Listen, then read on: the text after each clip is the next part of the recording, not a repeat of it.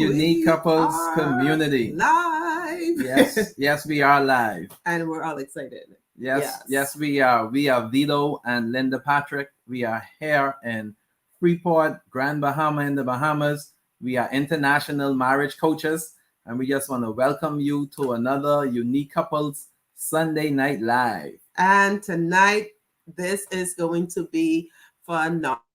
That's just a totally different experience because tonight we start our segment on having couples come and share their story. So we usually did a write-up. You usually do a write-up with this. And now today, we're so excited to have Kevin and Alicia Meeks coming to share their story and the formation of the Spoiled Wives Club.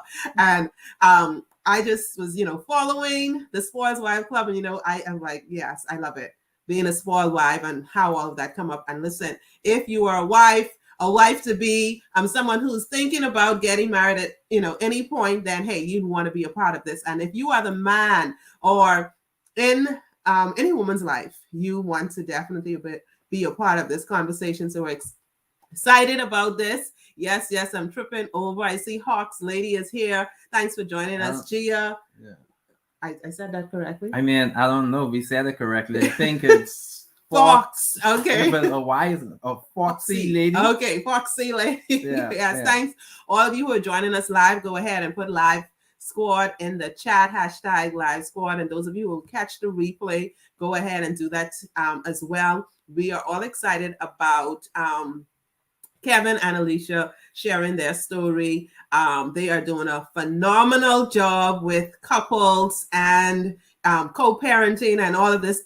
Just stay tuned in to hear more of their story and how they are making strides with, on all their platforms. Yeah, doing really great, especially on Instagram. You can definitely follow and hear so much about them. Yes. So hello, Kevin. How y'all doing? How y'all doing? Wonderful. Great to have you all. No, thank you for having us. We're excited to be here. Thank you, and hello to your audience. I'm Alicia, and this is Kevin. How y'all doing? We're doing great. We're happy to have both of you here, and we know we're going to have a great time this evening.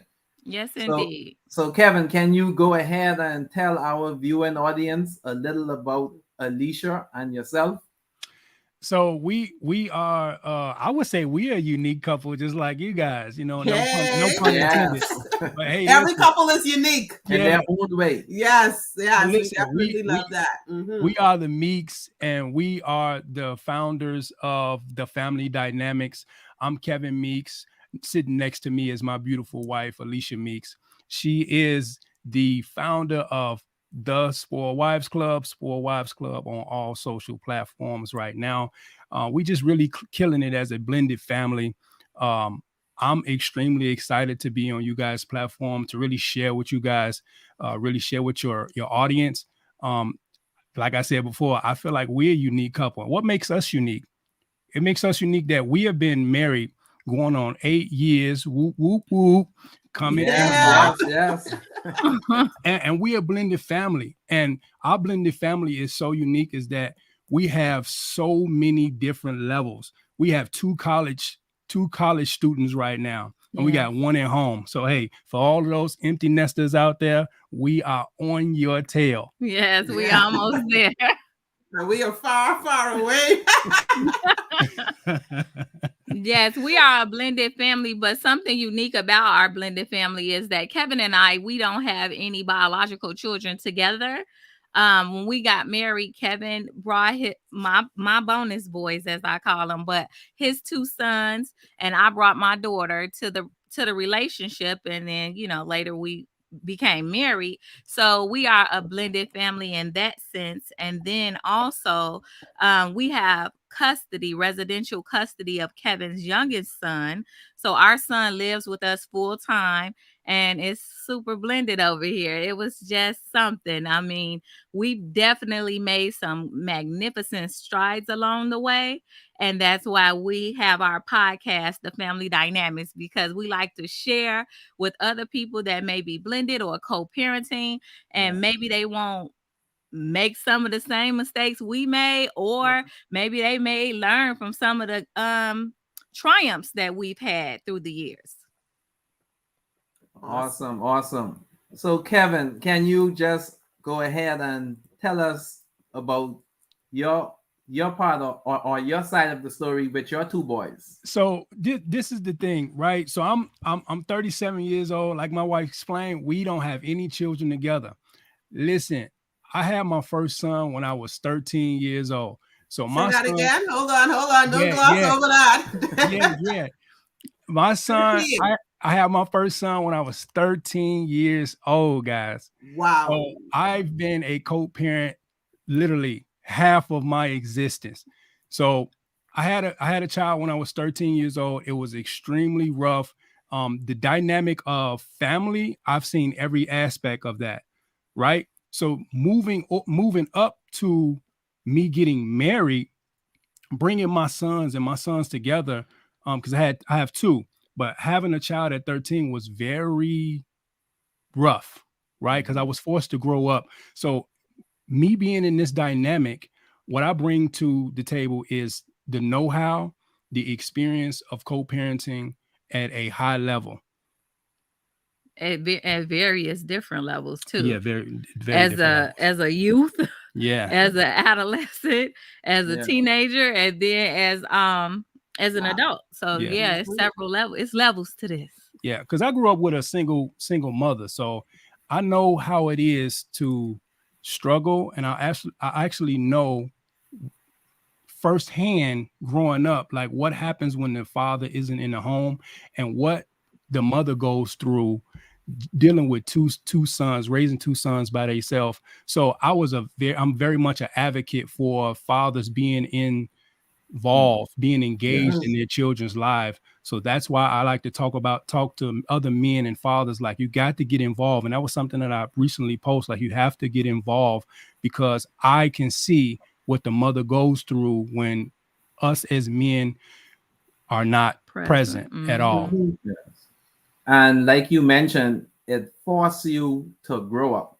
So absolutely, like you said, you had a son at 13, and by the time you were, say, 18, your son was already 5. And I guess when you started, you were working already. I mean, how did you, can you give our viewing audience just some glimpse of that, right? Just a glimpse, and then some advice in terms of how do you relate to that situation? How do you deal with it? So to be honest, when you're 13 years old, the weight of being a father, you don't really realize it until things like court come into play.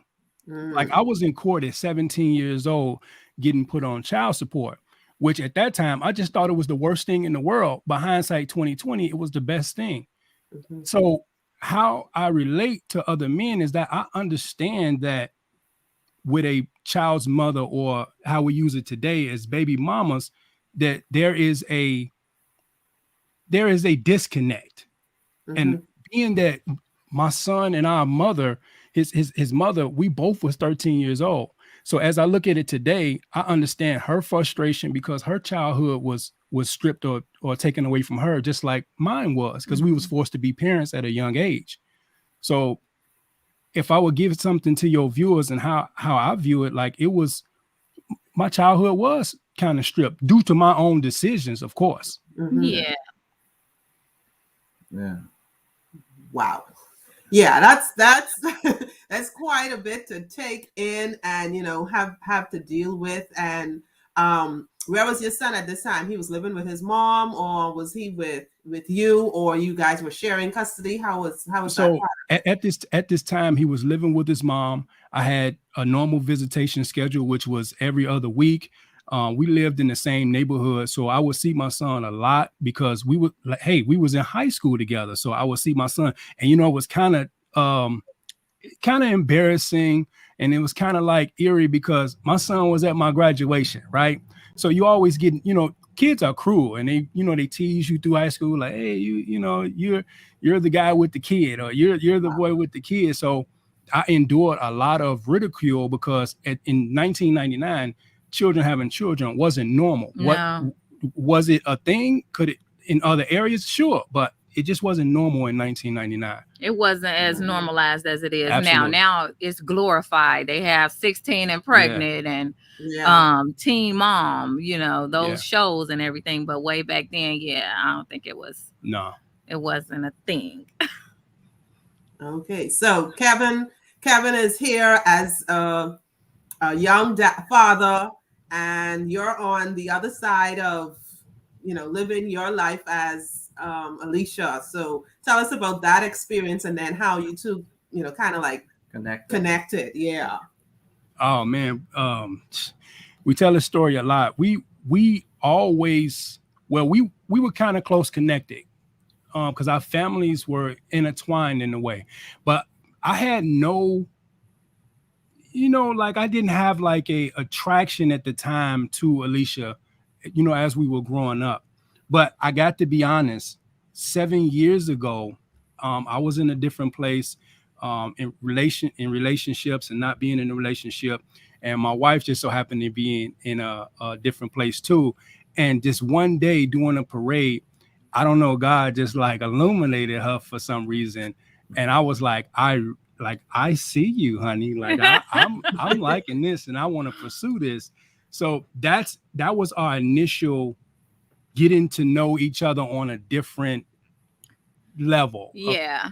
We had always been, like he said, we've always been around each other from very small, from our youth, around each other. But the way I look at it now, with hindsight being 2020, God kept us just close enough to ensure that the other was okay.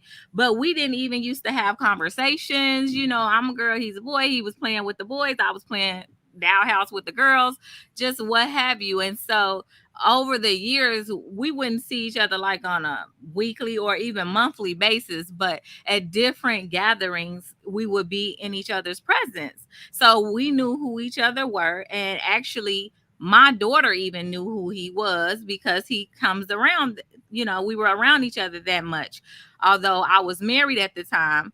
And so we never had any meaningful conversations until 2012 at the Robbins Parade, at the parade near my grandmother's house. And then we started having conversations. He even was talking to my mom.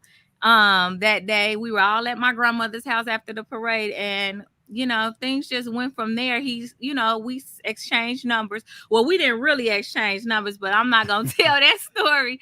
But he got my number, and we started having conversations over the phone. And at that time, I was a child advocate, so I used to be in the field a lot, and he's a truck driver, so we talked on the phone a lot. And in those conversations, we had so much in common that I never even knew, because I had never had a meaningful conversation with him. And at that time, I was divorced from my daughter's father. I had been divorced for over 5-6 years when Kevin came along, because I was a single mom at the time. And I just said, you know what? And this is for the ladies out there who may be single, the future spoiled wives out there. Take out of your mind what you think your Prince Charming will be. Because I will say, prior to Kevin coming along, I may have had many shallow prerequisites for who I thought I wanted to have as a husband. And if you just let go, stop looking, because anyway, the Bible says he who finds a wife, not she who's out there seeking. So as soon as my hands were off, then God stepped in and he put things right on together. And God moves in the suddenly, because that was August of 2013. It was August of 2013, and we were married by 3/13/14. So March of 2014, we were married. He proposed in February of 2014. So it was like we dated for about 6 or so months, and it don't take all day to recognize sunshine. So, say that again. And that's what I want people. It doesn't take all day to recognize sunshine.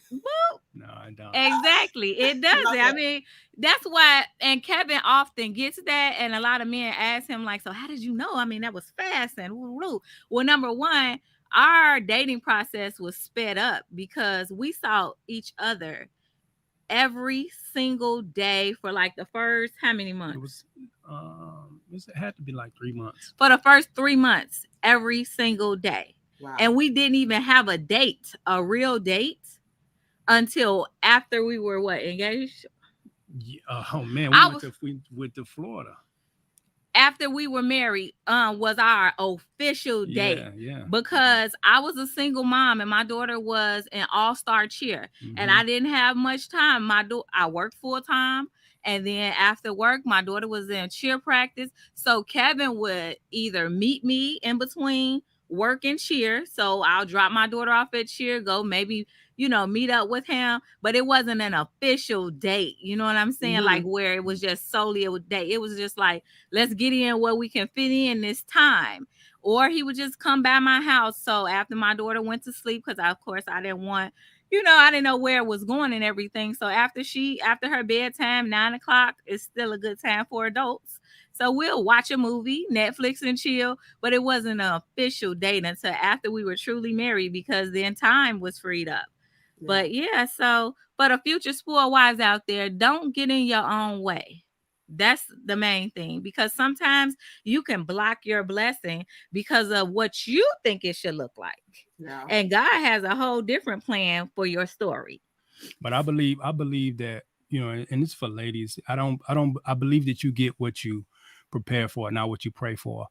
What do you mean? I mean, when we got together, you immediately, even in our dating phase, you immediately went into wife mode. Like you was doing everything as a wife should do and everything that a wife would do just in the dating phase, because you were preparing for that as you were in your single time.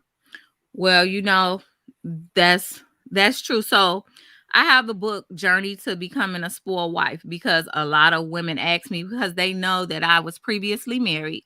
Oh, so what happened? And, and so in that book, I do explain the steps that I took prior to becoming a spoiled wife, that I got myself together because I wanted to be ready. We are wives before we say I do.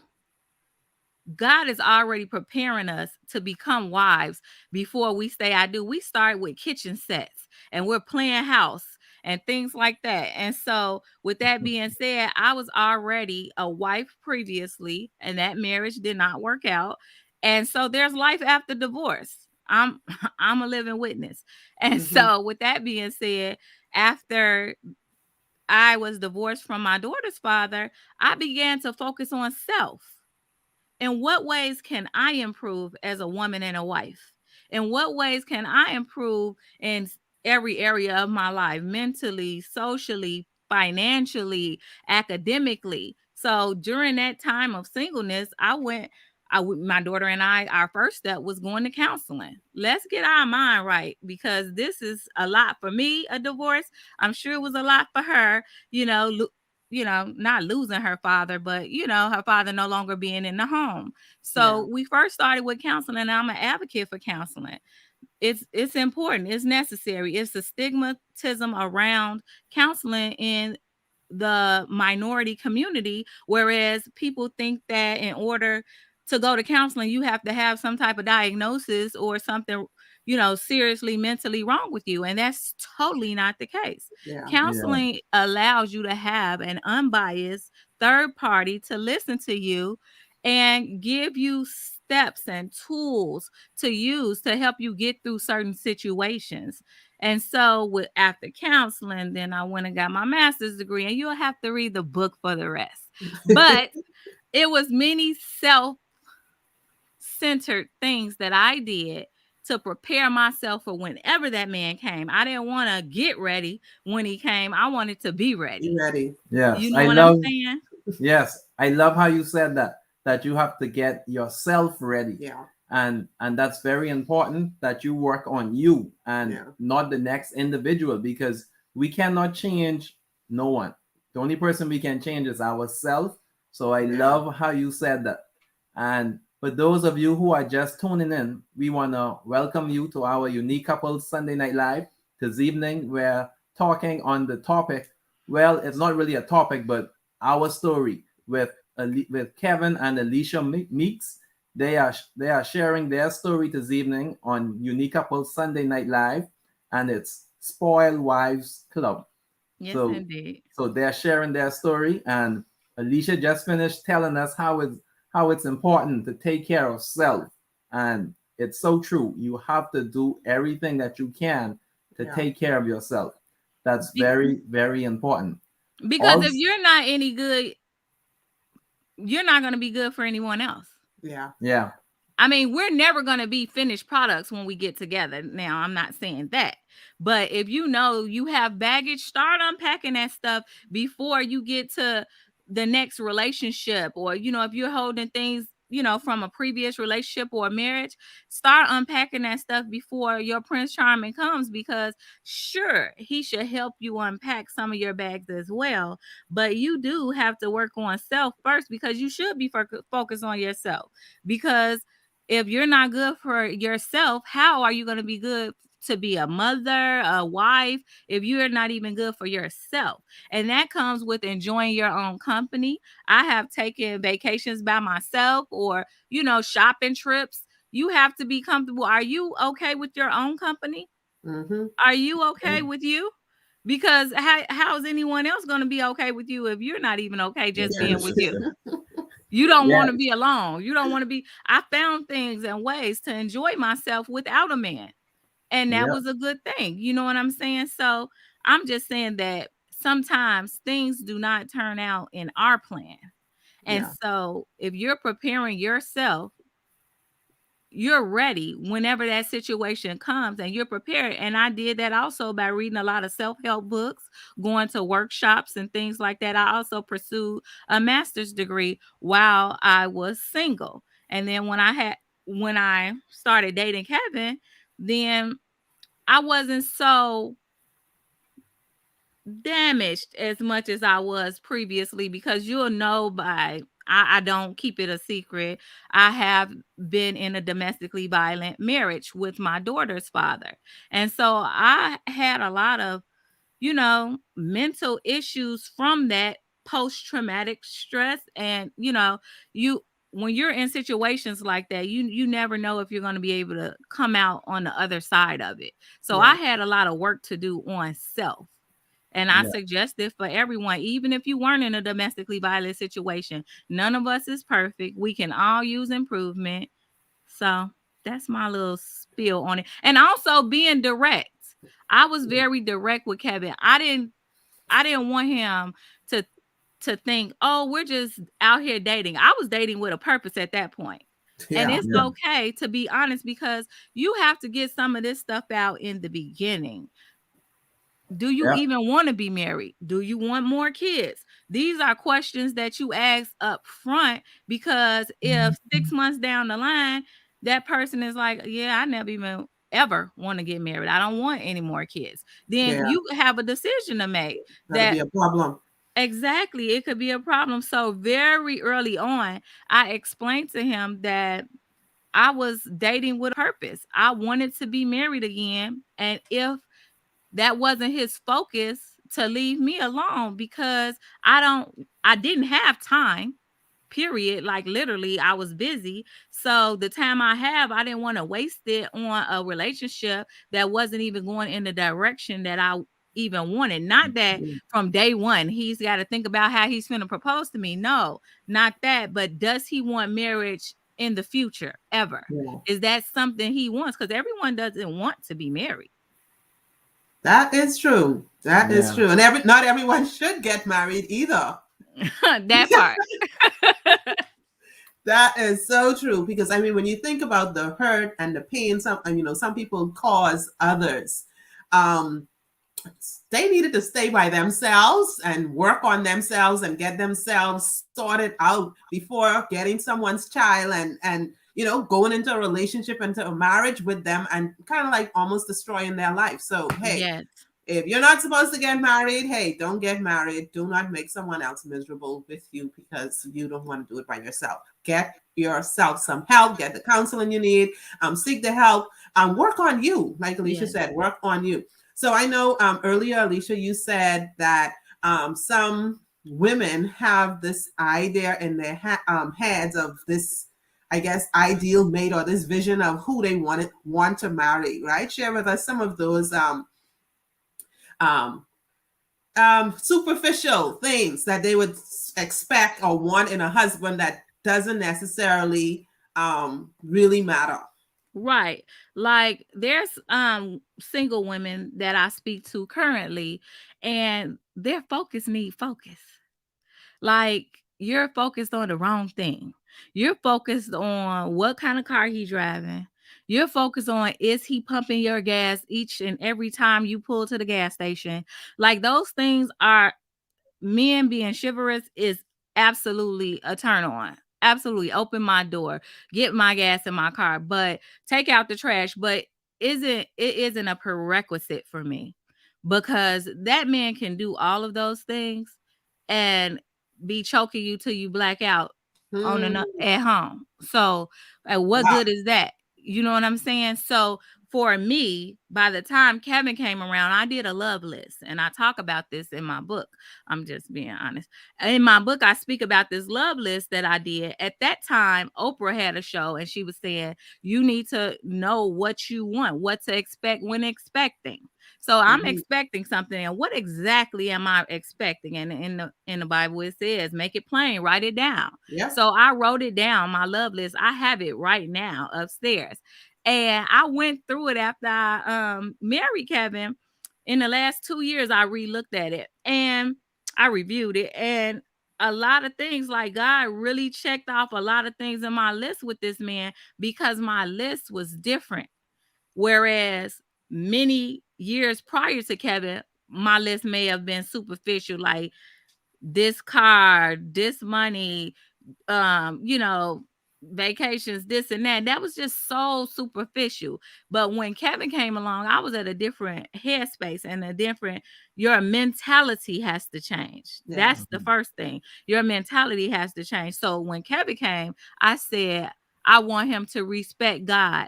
I want him to have a relationship with God. I want him to care for me and my daughter, because I didn't want to just be happy. I knew this person would need to be around my child, and I wanted them to have a good rapport and get along well. Yeah. So those are the type of things that meant something to me, not all of this superficial stuff. I know how to pump my own gas. Does Kevin pump gas for me? Sure. But it may be a time I'm running out and I can just get it myself. I know someone who will drive home, and it's that important that her husband puts the gas in the car. That's not me. It's not that deep. Awesome. So I know there is a part of your story on now you're together and you're doing this Spoiled Wives Club. You're doing family dynamics, and it's like, okay, he's loving up on you, and you're really into this. Tell us about the concept behind the Spoiled Wives Club. And I think someone had an issue or something. So we want Alicia to tell us about it, or we want Kevin to tell us about it? They both of them can share. And I think there was someone who had an issue with, okay, you all bragging about this. Yes. Tell us about that. I know people, if the people from my page, if y'all watching, y'all have heard this 100 times, but basically, I just feel that when I was going through the domestically violent situation and in need of child support and visitation wasn't occurring, everyone had an open ear, and it was unlimited the amount of information they wanted about those negative situations in my life.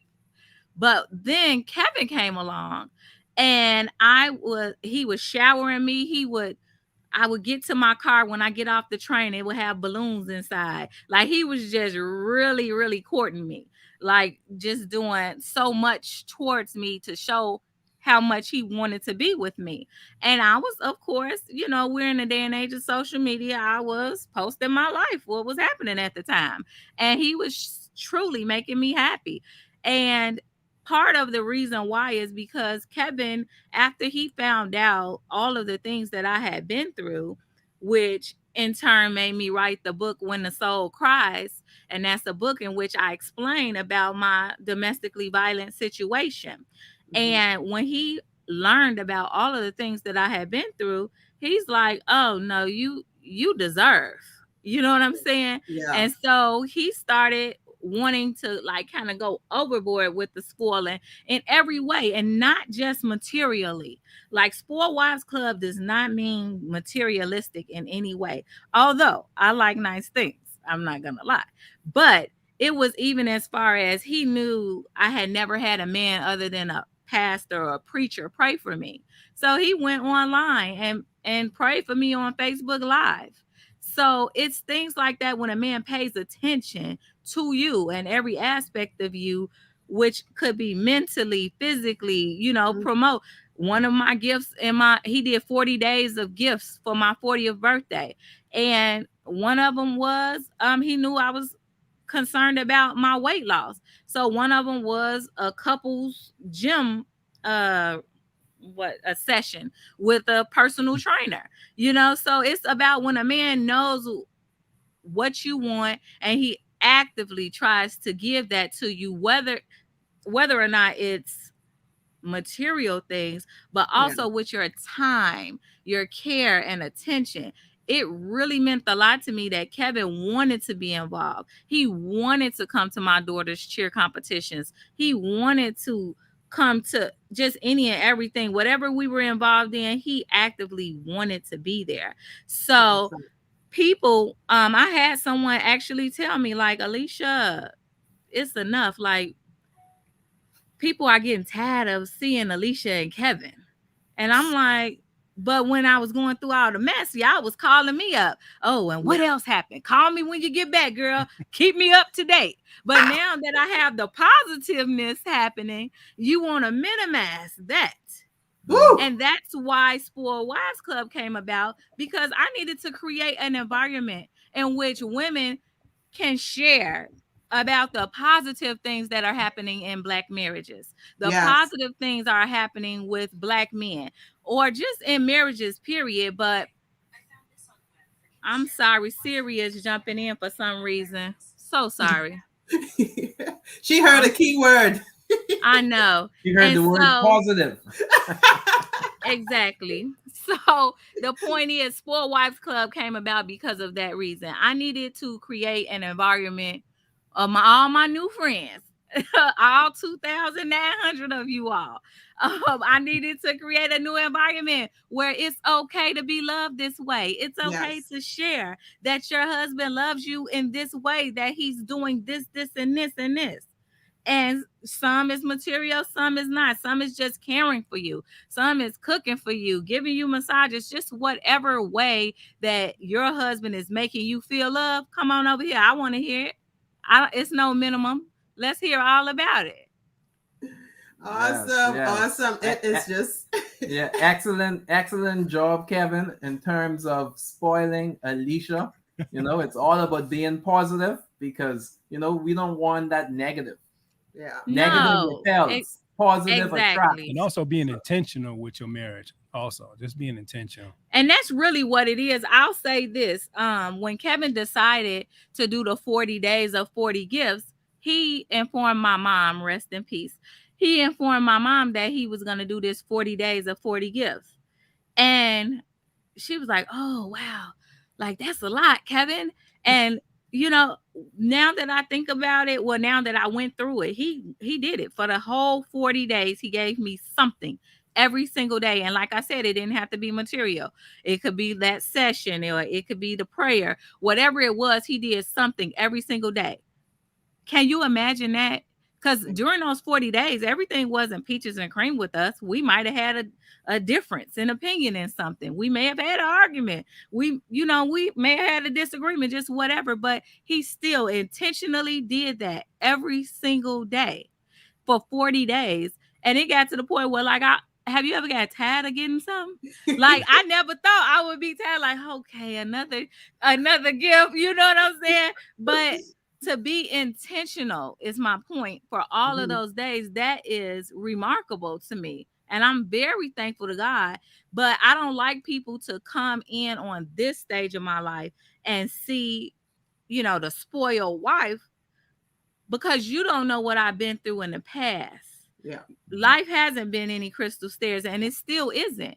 Kevin and I are very transparent, and that's where our family dynamics podcast comes in at. If you watch a few of our episodes on there, we're very transparent about the hurdles and obstacles that we've had to face and get over, and still are. So, everything isn't perfect just because I'm a spoiled wife, but it's just showing that we're working through and we're hanging on, and we're getting through this. And marriage is work, and we doing the work. It is. Yeah. Yes, and I love a lot of the things that both of you would have said, and some of just the key words that you would have mentioned here today. You talked about being intentional, and we always talk about being intentional. In marriage, you have to be intentional with everything you do. Also, you talked about self-care. You talk about getting help when needed. And here at Unique Couples, we have the Unique Couples Marriage Club, and the link is in the chat. And at the Unique Couples Marriage Club, we talk about motivation, inspiration, transformation, taking your marriage to the next level. And you want to make sure, click on that link in the description and check out the Unique Couples Marriage Club, because a lot of the stuff that you heard here today, we talk about it as well in the Unique Couples Marriage Club. And we're just excited to have Kevin and Alicia here with us as they share their story. Yeah. A lot of great information was shared, a lot of nuggets that they gave us, a lot of tips. You have to be intentional. Yeah, definitely. So I know you kind of like talked about some of the challenges and mistakes and stuff with, that would have occurred in your marriage. Can you share with our viewing audience, a challenge or a mistake that you guys had to deal with, and how you basically overcame it to kind of like be where you are now?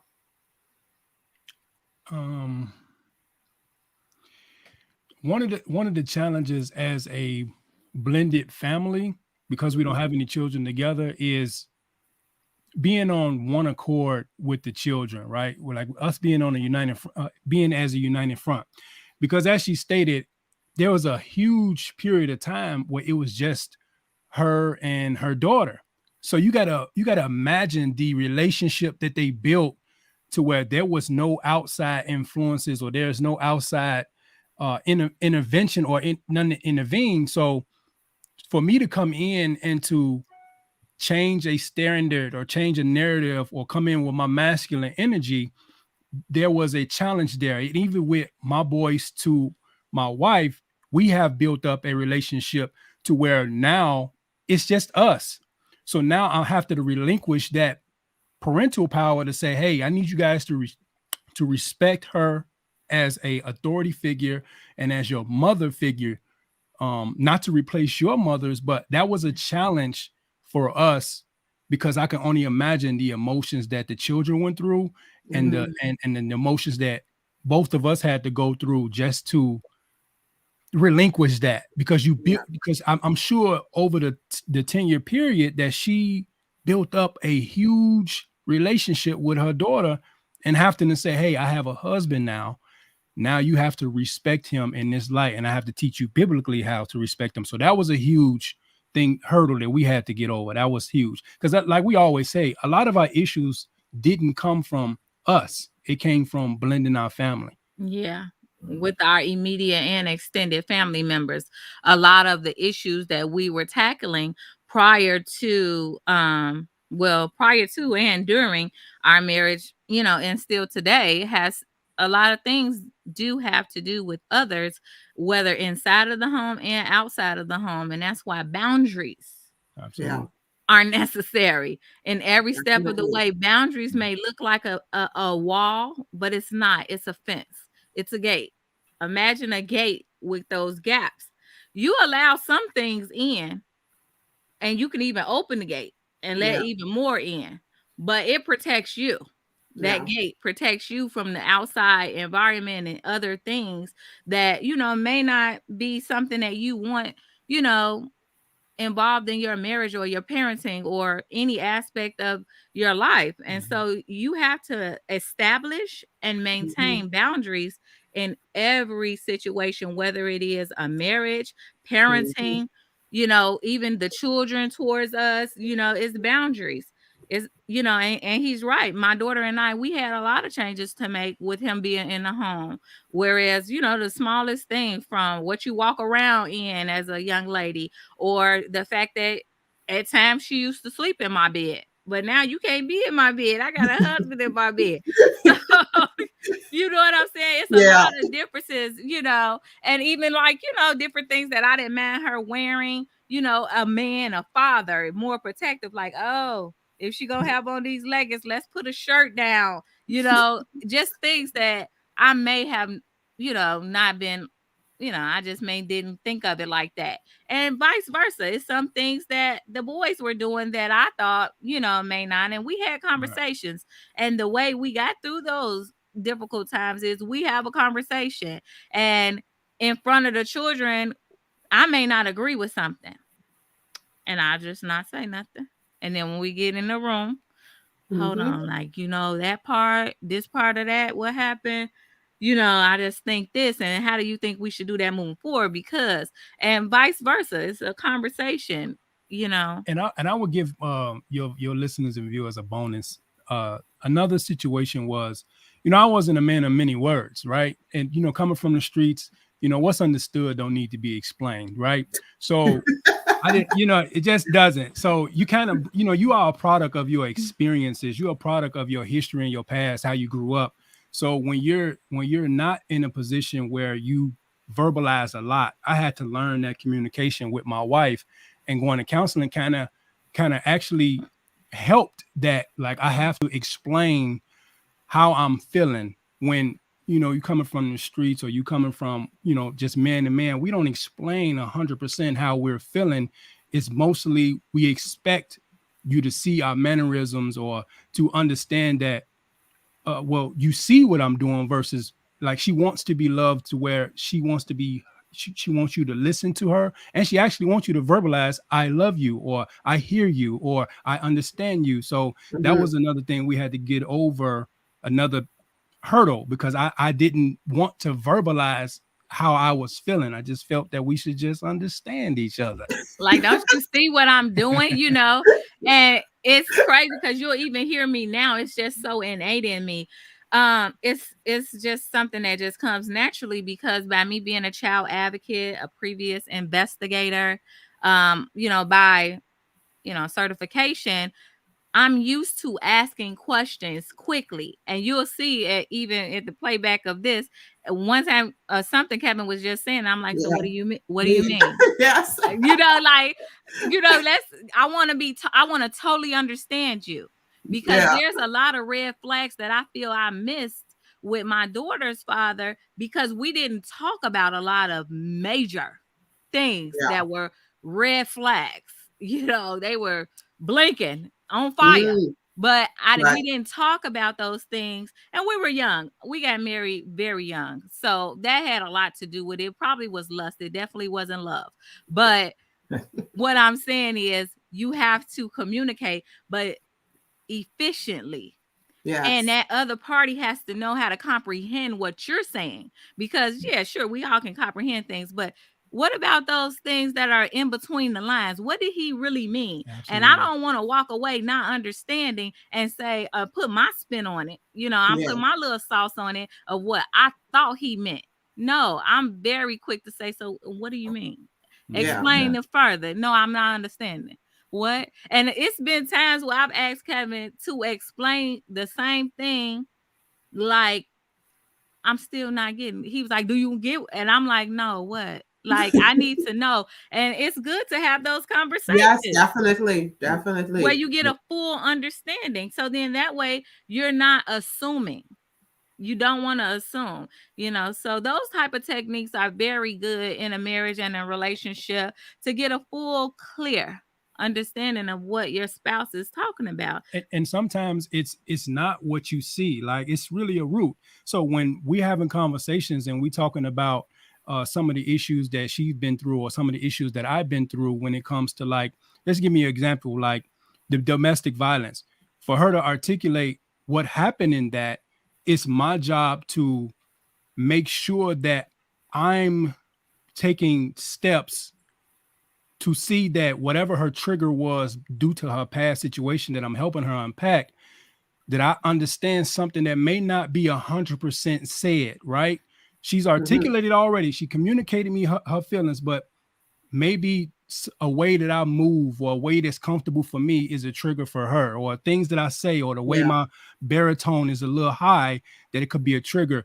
So that's just another tip I will give, that communication is really the key and the glue. I mean, I'm sure it sounds cliche because every single platform that you go on, everybody's going to say, oh, communication, but it's facts. It's just very necessary. Yeah, definitely. Yeah, the viewing audience is loving it. A lot of comments are coming in. Really? What are they saying? Conversation is on point. Efficient communication is very important. They're just loving the energy that you're bringing. Talking about the boundaries, yes. Yeah. And what it says, when you're older, your list will definitely change. Let God check your list. Yeah, so they're really loving.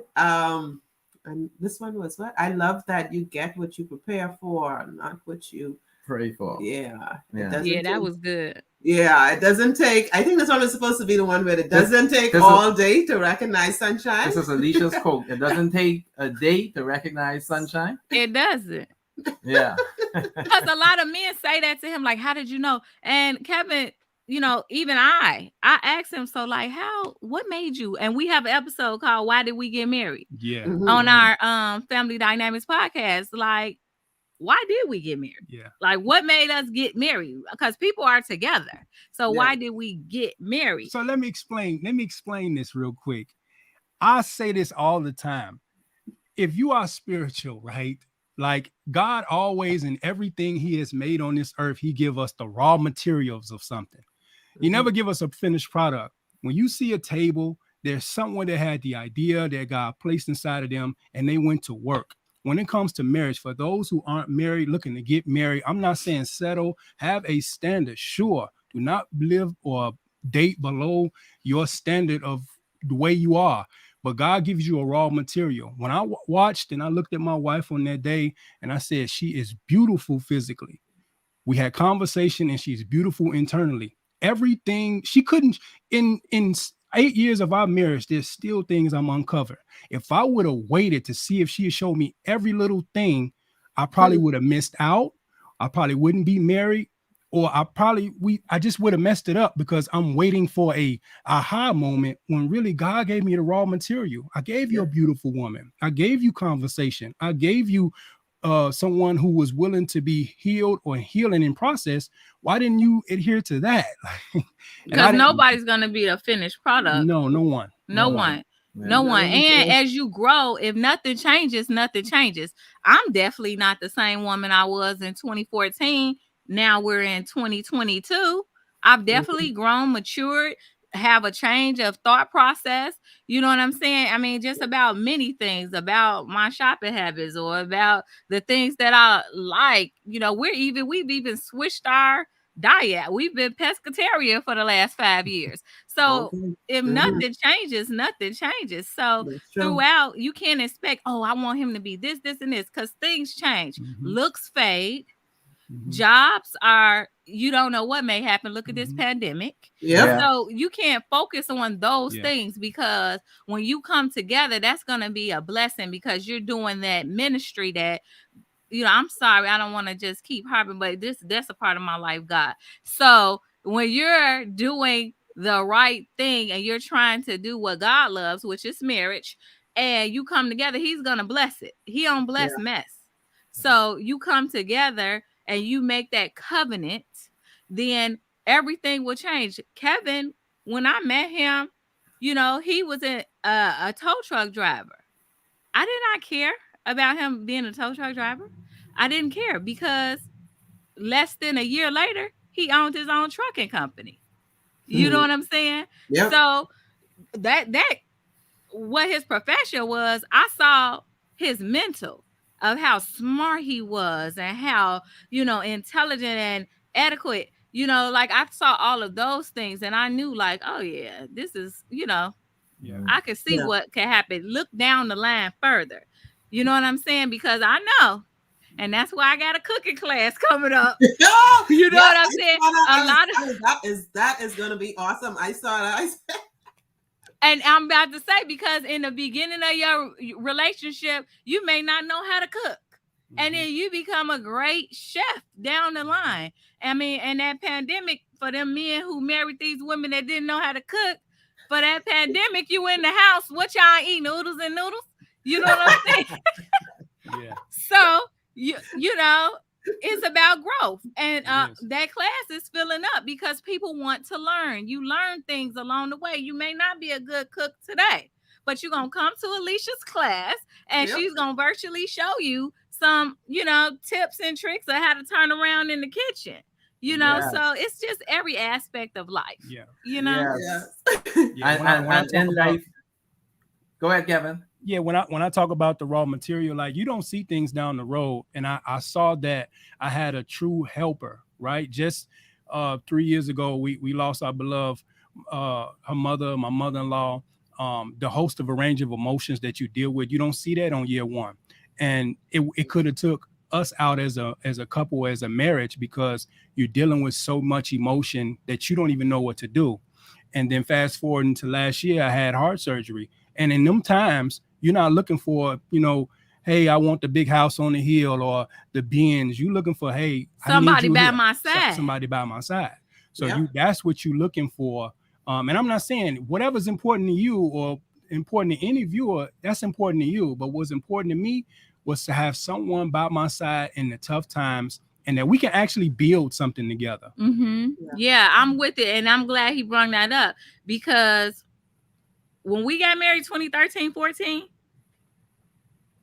thinking about how I was going to get through the death of my mother wasn't even nowhere in sight in my mind. She wasn't sick. She was 67. And, you know, things happen. But mourning the loss of a parent has been a catastrophic time in our marriage because at the beginning of this, I no longer was the chef cooking 5 days a week because I could barely get out the bed, you know. And at those times when things change, is that person gonna, you know, fight or flight? Are they gonna fight for the marriage or they gonna flight and flee and leave because everything isn't as rosy as it was in the beginning? Or are they gonna hang on and hang in there and, you know, help you through it? Because this is still tragic to me. You know what I'm saying? It's only been since 2019 that my mom passed. And she was a major, you know, aspect in our life. I don't know why his Siri keeps coming on, but you know, you never would have thought getting through grief and loss, you know, what a major toll it would take on a marriage, because everyone else does call and check in, but he's living it with me. And then in those days where I couldn't get out the bed, that changed his role. Now he got to make sure the kids eat, you know, and things. He got to make sure they get into practice. And whereas before I was superwoman around here cooking and have it in the oven, go drop off somebody. But in those times, I couldn't even barely move. And so those are things, like you said, and we would have never thought how young and healthy Kevin is. He's not overweight. He's not unfit for him to have a heart concern last year. You know, you never would have thought you face it. But to have somebody in your hospital room that refuses to leave until you leave, I said, well, I brought him in here. I'm taking him out. I'm not going nowhere. You know what I'm saying? So all of that is, you know, perspective. perspective, because I have, even in speaking with what couple, we spoke with a couple, and that person was, saying like, well, why do I gotta stay here? You just sitting in the hospital bed. Like, I need to go, let me go see about the kids. Whereas that one night I called my mom, like, I run Kevin to the hospital, they keeping them, so can you go to the house? Like, I'm like, think about these kids right now. They gonna be safe. Let somebody get them. But this one person couldn't get it through their mind. Like, well, I came to the hospital. Why do I have to stay? And maybe some wives don't want that. Some spouses may not want the person there. But I wanted companionship. That was my main thing. I had a house. I had my own foreign car. I had those things. Yeah. But what I didn't have was someone checking on me on a daily basis. I didn't have someone caring if I made it home. I mean, yeah, my family and friends, they love me and care about me, but they had their own lives. Yeah. They could go a day or two without talking to me, and I could have been kidnapped, anything. But he is checking for me daily. Are you coming home? Are you almost home? The day. You know what I'm saying? Yes. So I wanted companionship, and that's what I told God. I wanted someone to be there for me, to care about me, because I was caring about everything else. Somebody to care about, and he sent that. I got to tell God, thank you. He did. He sent that. He sent someone that truly cares about me. Awesome. And so when we think about all of the things that we want and expect in a husband, or what we want our husband to be, we have to really consider, hey, what do you want? What do you really want and need? Because when you are down, who is going to be there for you? And that really matters. I see Gia said, stick by each other, have each other's back. And you want someone to be there for you through thick and thin. And that's what marriage is all about. The highs and lows will come, but just be constantly there during the highs and lows and supporting each other. So that is definitely wonderful. I know there was a shirt. We talked about it before we got on the show. And I wanted you to say the name of that shirt again that you were mentioning. It's okay, go ahead. On the men's shirt, it says, I have everything I need. And on the woman's shirt, it says, I am everything. So I'm all you need, okay? And let the world know. Awesome. That's it. So that's the Spoiled Wives Club. You can get in touch with Kevin and Alicia Meeks. Let them know how they can reach you, how they can get in touch with you, and then share more about your book. I am so upset because I ordered my stuff and I ordered my planner and everything, and it has not arrived here. It hasn't arrived? No, it's actually in the States. It's in the States. Yeah, it arrived to the States, but it hasn't made it to the Bahamas. It just hasn't made it to the Bahamas yet. But we're gonna get it shortly. It's safe. Okay, because I'm like, I know it got delivered. So we have two locations. We have two locations, so it doesn't just directly come to us here in the Bahamas. It has to make a stop in Florida and then come out. I was confused about that, but I was like, none of my business. But I was like, I thought they lived in the Bahamas. But okay, yes, I wanted you to get it in time, so it was in the mail like the next day. Yes.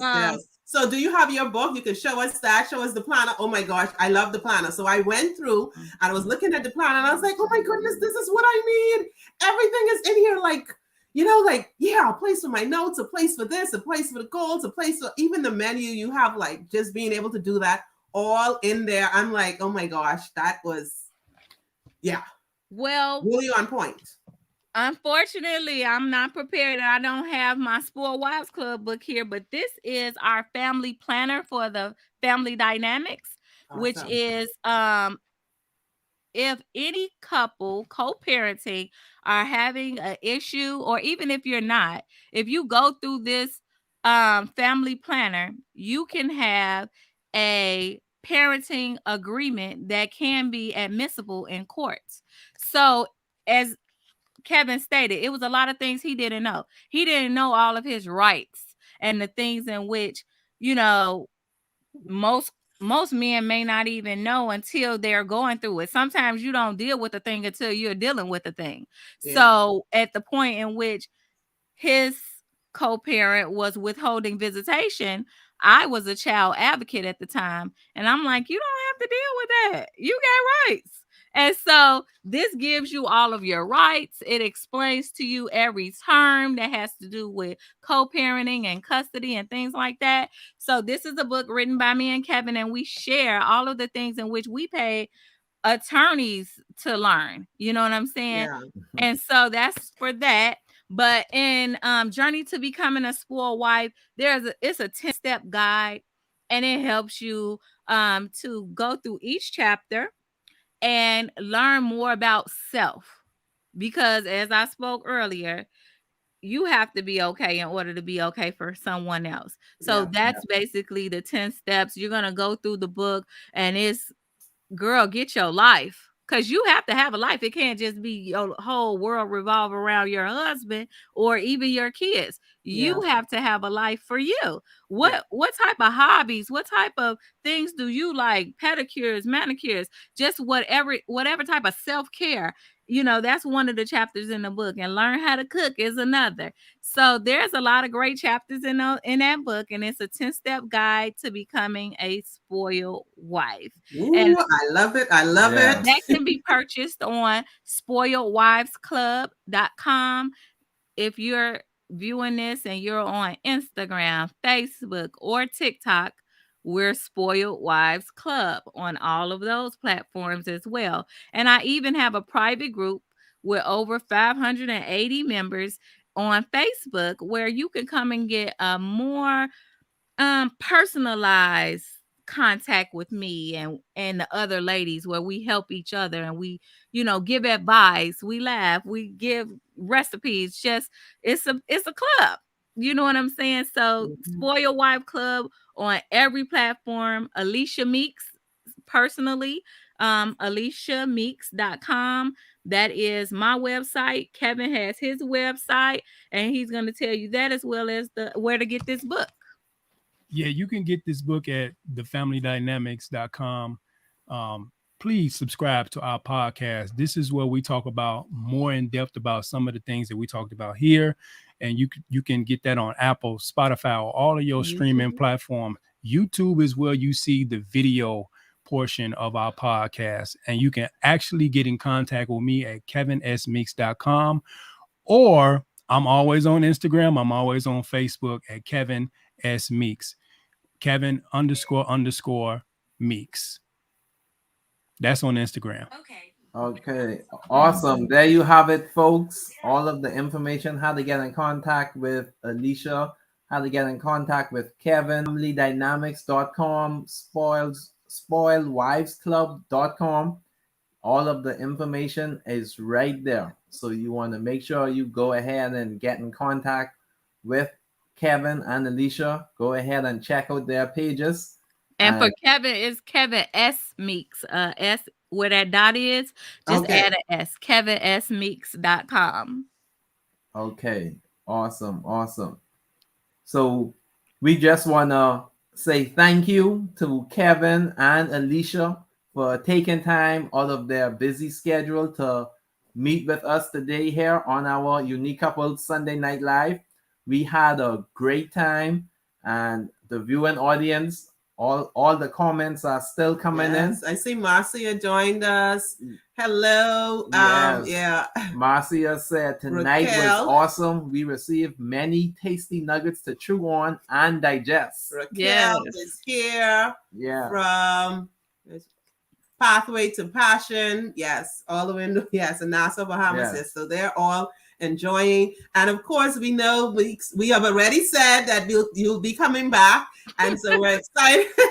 We're excited about that, and we're excited about Kevin talking to our men about we just need so much more of that, because we need our men to be who they need to be and who God has called them to be. And so I'm so excited to have you both back in different ways and together, of course, to join us on Unique Couples. in our community, any Yeah. one of our platforms. Yes. And we're we are excited happy to about that. come back, and we're thankful that Absolutely. you invited us here today. We've also had a great time having this conversation. Yes, yes. So yeah, we appreciate you guys even contacting us to have us on. So we thank you. Yes, and I had Yes. joined the club. I didn't get to do anything yet, but I was like, hold on, I think you mentioned the club. So I'm in there and I'm coming in to learn as well and, get the support and interact with your ladies as well. So all excited about what you guys are doing. Keep up the great work. I am a spoiled wife as well. So I'm a part of the club. Yes. So for our viewing audience, we had fun sharing with you this evening. Have a great week. Make sure you be intentional. Make Mhm. sure you have that self-care. Make sure you go ahead and take care of yourself so you can be able to take care of your spouse.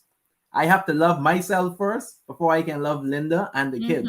So you have to make sure take care of yourself. Yes. We had fun sharing with you this evening. We will see you all tomorrow night in the How to Strengthen Your Marriage Facebook group. We'll also Ooh. see you all in the Unique Couples Marriage Club tomorrow night at 8. And for those of you who have signed up for our Healthy Marriage Habits, we're going to be in the Unique Couples Marriage Club 7 a.m. tomorrow morning, all this week, for our Healthy Marriage Quickies.